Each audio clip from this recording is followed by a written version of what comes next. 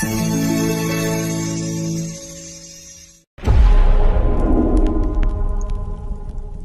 డెన్కు రాత్రిపూట కడియాల గోపాలరావు గారు, కొండపల్లి సీతారామయ్య వచ్చి కొద్ది రోజులుండి వెళుతూ ఉండేవారు.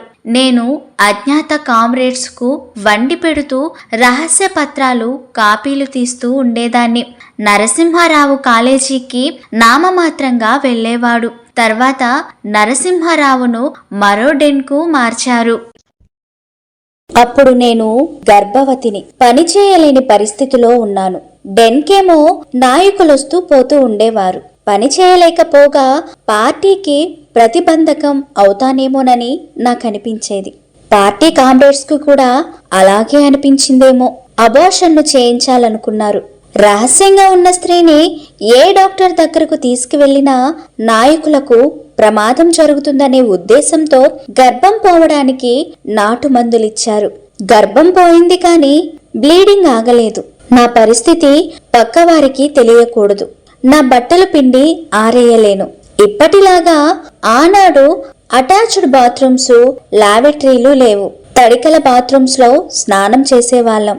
స్నానాల తొడ్డి వరకు వెళ్లే శక్తి కూడా నాలో లేదు. ఆ పనులన్నిటినీ నరసింహరావే వచ్చి చేసేవాడు. అతనికి చేతులెత్తి నమస్కరించాలనిపించేది.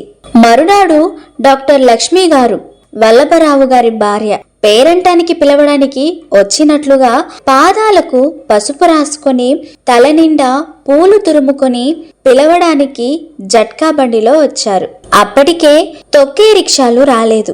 నన్ను పరిశీలించి ఓ గంట నేను రావడం ఆలస్యమైతే ప్రాణాపాయం జరిగేది. ఇలాంటి పనులు ఎప్పుడు ఎక్కడా చేయవద్దు అని పార్టీ వారితో చెప్పమన్నారు. నరసింహారావును మెచ్చుకున్నారు. పరిస్థితి బయటకు పొక్కిందేమో ప్రమాదం అనుకుని 4 రోజులు కామ్రేడ్స్ ఆ డెన్ వైపుకు రాలేదు. అంతా నరసింహారావే చూశాడు. ఆనాడు పార్టీ కామ్రేడ్స్ భద్రత కోసం, పార్టీ కోసం ఎవరు చేయలేని, చేయకూడని పనులు కూడా నిర్భయంగా, నిస్సందేహంగా, అసహ్యం అనుకోకుండా పార్టీ పైన విశ్వాసంతో చేసేవాళ్ళు. ఆ తరువాత ఆ డెన్ ఖాళీ చేశారా లేదా, నరసింహారావు చదువు, భవిష్యత్తు ఏమైనదనే ఆలోచన వచ్చినా అడగకూడదు. రహస్యపు రోజులు కదా. మూల్పూరి కోటేశ్వరరావు ఏ కామ్రేడ్ కొరియరో నాకు తెలియదు. అతను ఇక్కడి నుండి నన్ను మరో డెన్కు తీసుకువెళ్లాడు.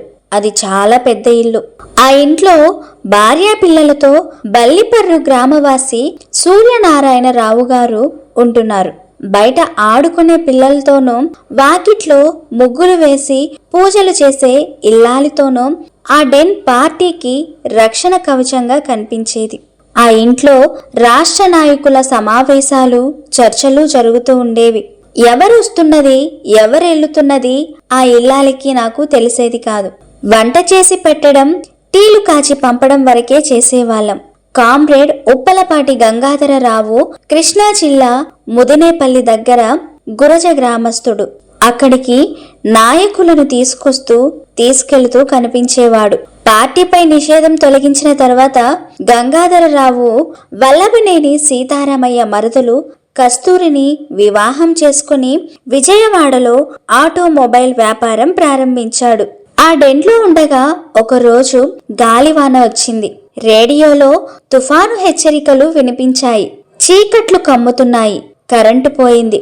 తలుపు తీస్తే పెట్టుకున్న కిరసనాయిల్ దీపాలు కూడా ఆరిపోయే స్థితిలో ఆ ఇంట్లో రహస్యంగా ఉన్న కామ్రేడ్స్ ను దుప్పట్లు కప్పి కొరియర్స్ ఎక్కడికో తీసుకువెళ్లారు.